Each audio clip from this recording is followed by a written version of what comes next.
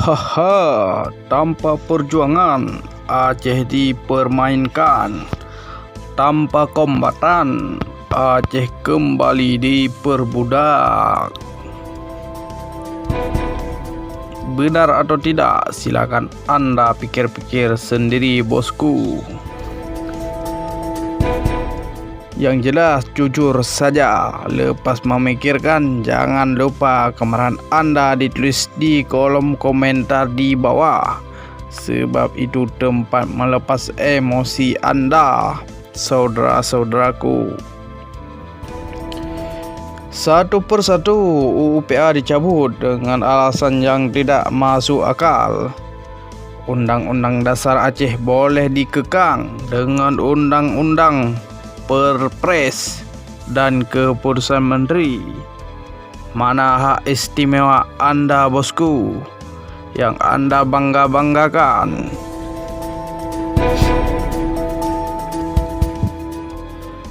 Kanun nomor 3 tahun 2013 jalan di tempat. Kenapa jalan di tempat, bosku? Apakah tidak ada yang mendorong? Saya pun tidak tahu. Yang jelas sudah 7 tahun dengan alasan cooling down. Tapal batas Aceh merujuk batas 1 Juli 1956 ternyata nihil sampai sekarang. Sebenarnya apa yang terjadi, bosku? Sudah 15 tahun lamanya kita menanti. Yang kita lihat perseteruan anak bangsa yang saling klaim pengkhianat. Mudah-mudahan kita tidak tergolong, ya sobat.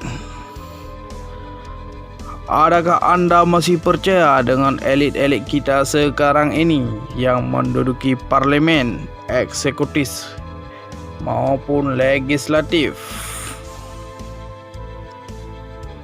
Yang jelas 15 tahun MOU, selembar bendera saya dikibarkan tidak boleh dengan alasan belum ada titik temu.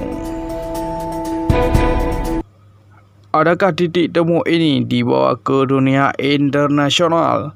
Itu terserah Anda, saudara-saudaraku. Selagi ada peluang itu jangan diabaikan, karena peluang jarang datang untuk seterusnya.